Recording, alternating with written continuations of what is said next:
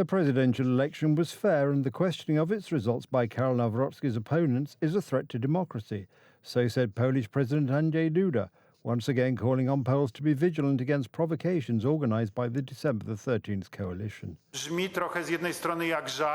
On the one hand, it sounds like a joke, but if we consider the demands that are being made, especially in a situation where the ruling coalition currently includes the government, the parliamentary majority, law enforcement agencies, and the services in Poland, then there may be concerns about the implementation of democratic standards. Prime Minister Donald Tusk defending himself with a method known and tested by the December 13th coalition, by attacking. I cannot imagine anyone who depends on voters, whether it be the President, Prime Minister, Marshal, Minister, it doesn't matter. Anyone who depends directly on those votes, speaking dismissively and contemptuously about post-communists wanting to overturn the elections. Those words were very inappropriate and simply stupid. After a moment, he added that the matter of the elections will be dealt with, of course, by the services under his authority.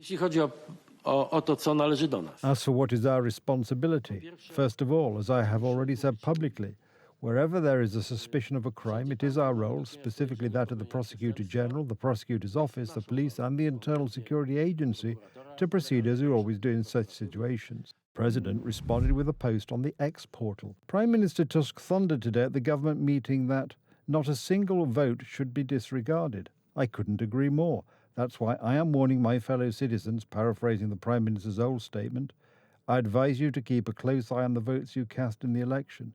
Today, a really powerful team is going after the choice you have made. I assure you that as a voter, and now also as a guardian of the continuity of state power, I will keep watch with you. I have the impression that someone is clearly unhappy with the choice recently made by Poles. In fact, out of the dozens or so electoral commissions that probably made a mistake in reporting the results of the second round of the presidential election, 7 made a mistake in favour of Karol Nawrocki and 6 in favour of Rafał Trzaskowski. According to members of the National Electoral Commission, there is no question of an error that could affect the final result of the election. So far, there are not enough reports or votes that could affect the final result.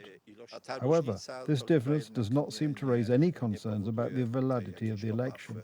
Taking into account possible errors, the difference between Nawrocki and Trzaskowski would be about 2,000 votes. The scale of these errors is not significant enough for us to say today, on the 10th of June, that this scale may come close to this difference.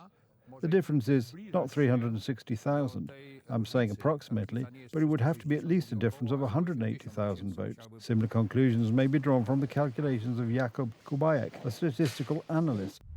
This concerns situations in which votes cast for Trzaskowski, for example, were mistakenly attributed to Nawrocki, and vice versa. As you can see, this would not affect the final result. But this does not convince the most ardent fighting Democrats. Leszek Miller argues that only a recount can restore the confidence of Rafał Trzaskowski's supporters in democracy.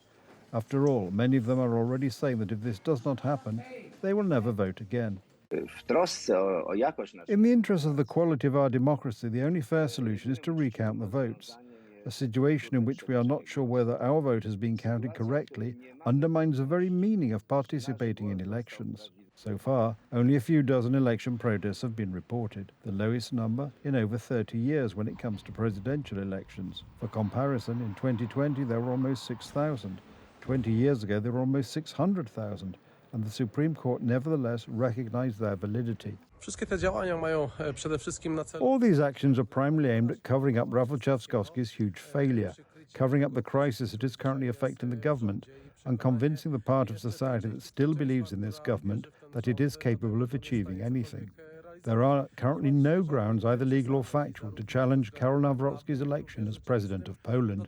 The decision on the validity of the presidential election will be made by the controlled chamber of the Supreme Court. According to the Constitution, a resolution on this matter must be adopted within 30 days of the announcement of the result.